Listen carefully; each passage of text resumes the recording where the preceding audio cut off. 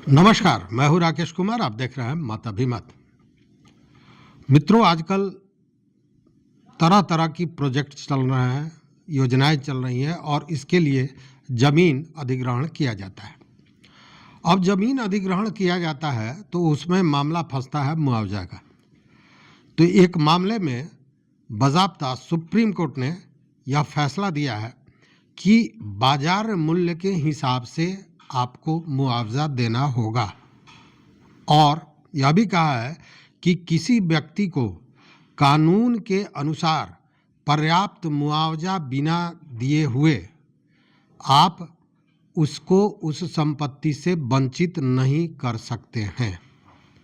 मतलब कि जो कानूनन पक्ष है उसके अनुसार पर्याप्त मुआवजा देने के बाद ही उसकी संपत्ति पर कब्जा किया जा सकता है, उसको अपने अधीन लिया जा सकता है।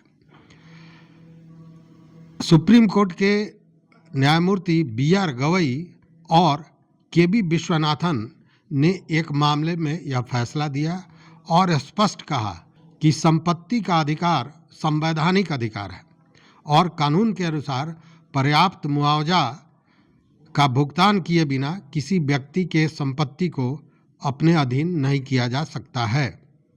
के.बी. विश्वनाथन ने कहा कि संविधान के 44वें संशोधन अधिनियम 1975 के तहत संपत्ति के अधिकार को मौलिक अधिकार के रूप में जो पहले था उसको समाप्त कर दिया गया। मतलब संपत्ति का अधिकार मौलिक अधिकार नहीं रह गया इस संशोधन के बाद। हालांकि एक कल्याणकारी राज्य में यह मानवाधिकार और संविधान के अनुच्छेद 300A के तहत एक संवैधानिक अधिकार है। मतलब मौलिक अधिकार नहीं है, लेकिन संविधान की धारा 300A के तहत यह संवैधानिक अधिकार है। संपत्ति का अधिकार उसका संवैधानिक अधिकार है, भले मौलिक अधिकार नहीं रह गया है। उसको 44वें संशोधन 1975 में मौलिक अधिकार संपत्ति के अधिकार से समाप्त कर दिया गया। अब समझने की बात यह है कि संविधान के अनुच्छेद 300A में क्या प्रावधान है। तो इसमें प्रावधान यह है कि कानूनी प्रक्रिया का उपयोग किए बिना किसी भी व्यक्ति को उसके संपत्ति से वंचित नहीं किया जा सकता है। और यह फैसला सुप्रीम कोर्ट ने Bengaluru Mysore infrastructure corridor project के लिए भूमि अधिग्रहण को लेकर जो मामला था और जिस पर कर्नाटक उच्च न्यायालय ने अपना फैसला सुनाया था, उसको चुनौती देते हुए जो अपील की गई थी उसी की सुनवाई करते हुए यह फैसला दिया था। देखिए मामला क्या था। मामला ये था कि जनवरी 2002 में प्रोजेक्ट के लिए भूमि अधिग्रहण किया गया और कर्नाटक औद्योगिक विकास बोर्ड ने इसके लिए अधिसूचना जारी की। नवंबर 2005 में जमीन पर कब्जा भी कर लिया गया, लेकिन तब तक मुआवजा नहीं दिया गया। कोर्ट ने भी कहा है कि इसको लेकर जो जमीन मालिक है, जो भूधारी है, जो वादी है, वह कई बार अदालतों में घूम चुका है, अदालतों का दरवाजा खटखटा चुका है और इस पर बाज़ाब्ता न्यायालय ने मुआवजा भुगतान करने का आदेश दिया था।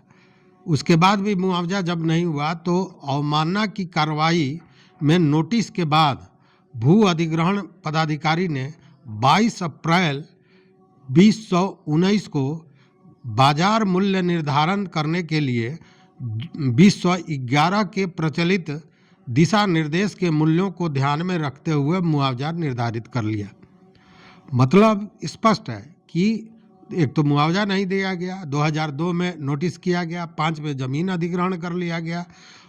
जो व्यक्ति था वो अपने मुआवजा के लिए कोर्ट में घूमता रहा, मुआवजा नहीं मिला।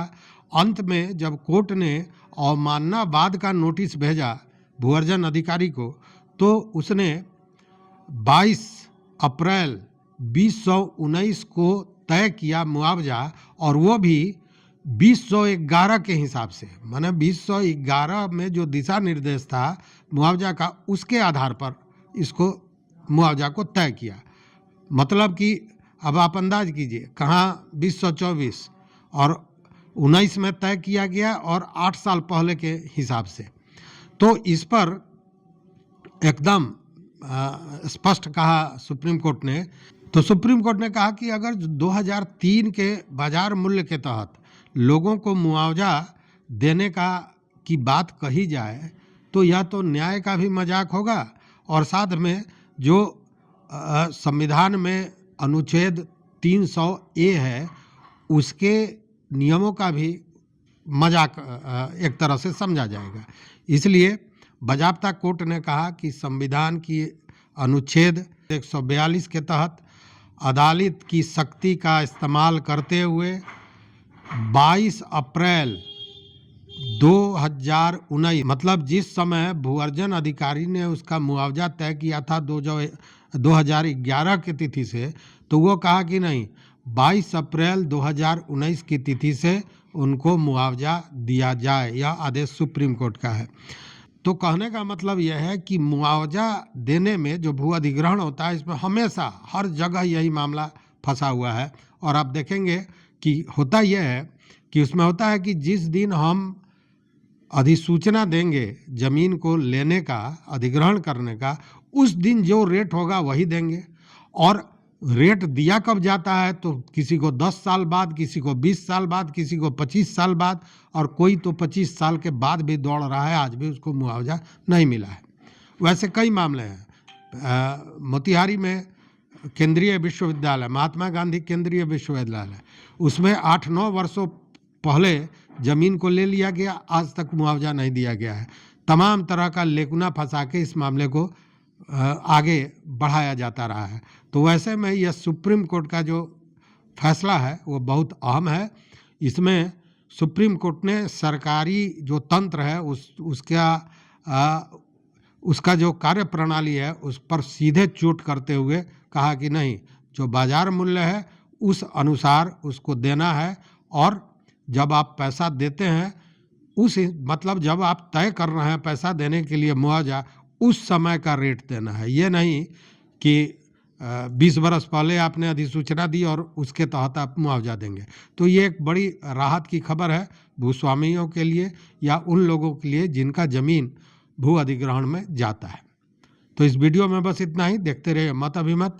मित्रों, चैनल पर नए हो तो सब्सक्राइब कीजिए, लाइक कीजिए, दोस्तों के साथ शेयर कीजिए और अपना विचार जरूर दीजिए। बहुत बहुत धन्यवाद। कोटिशः आभार।